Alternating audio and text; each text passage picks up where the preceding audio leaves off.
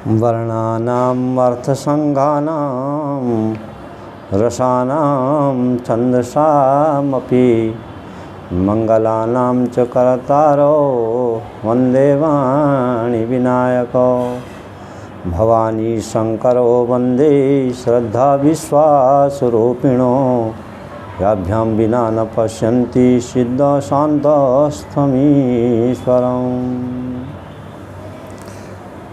और अब ये आगे की कथा में हम प्रवेश कर रहे हैं। अब पांडव लोग अब आगे जा रहे हैं।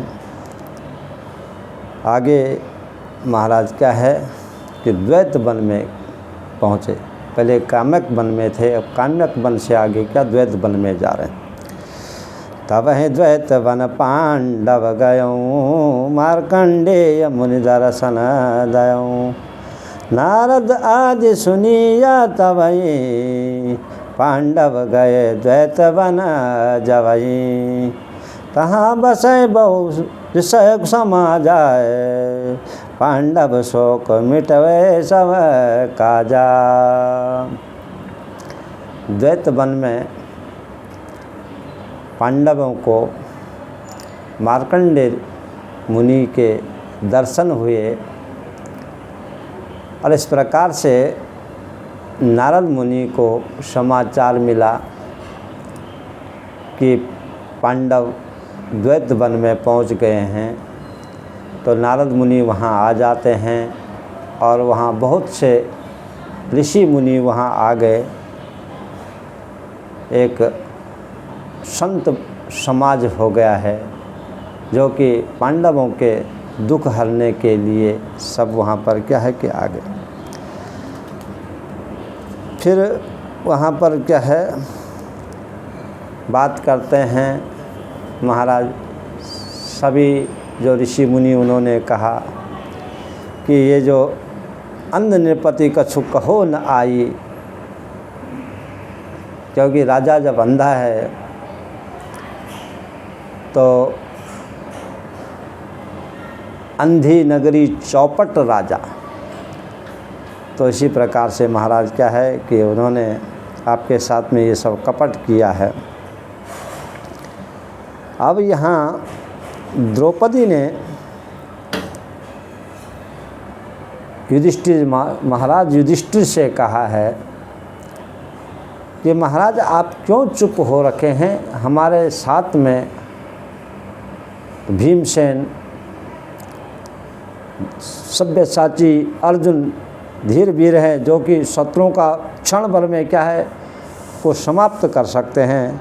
तो अब आप चुप क्यों हो रहे हैं, आप इनको आज्ञा दे दो। आज्ञा देव सुनो वो राओ मारो शत्रु देश तब पाओ। क्षमा करे अवसर तब नाई छिपी के रहो कहाँ धो जाई। क्षमा के समय क्षमा है भारी युद्ध समय कीजिए हटिरारी।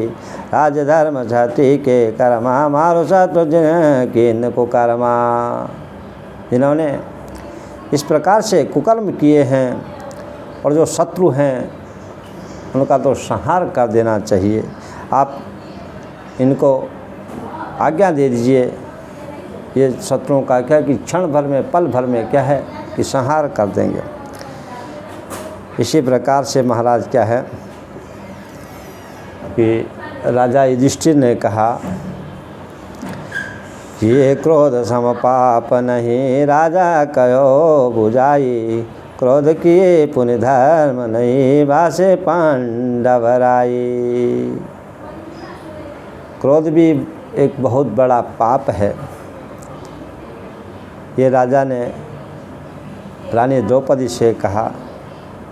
और इसमें तो क्या है कि जो भी कर्म किए हैं वो सब निष्फल हो जाते हैं।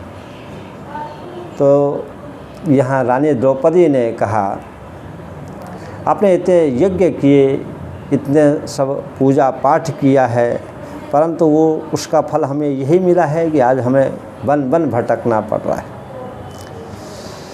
तो इस प्रकार से क्या है कि अब दया करने का समय नहीं है, वक्त नहीं है। और इस प्रकार से क्या कि भीम ने जब यह बात सुनी, द्रौपदी और युधिष्ठिर के बीच में ये बात चल रही थी, तो महाराज क्रोधित हो गए और कहा कि किस लिए हम वन जा रहे हैं, क्या कारण है।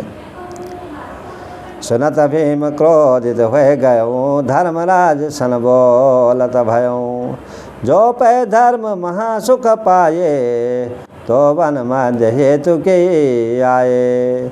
कौन धर्म में बहु सुख पाए, देखत देखत राज्य गंवाए।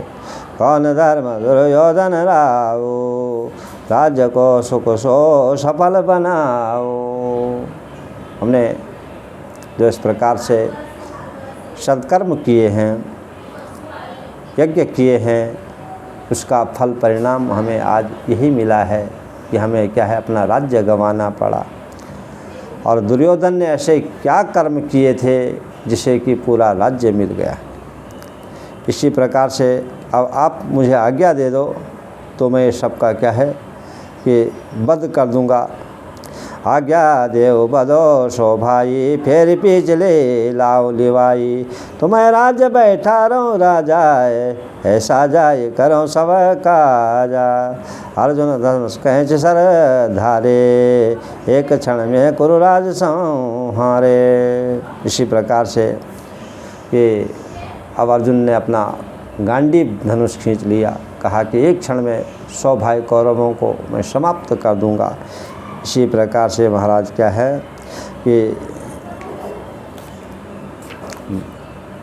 यहाँ आपस में सब बातचीत, और समय वहाँ पर क्या है कि व्यास देव जी महाराज आए।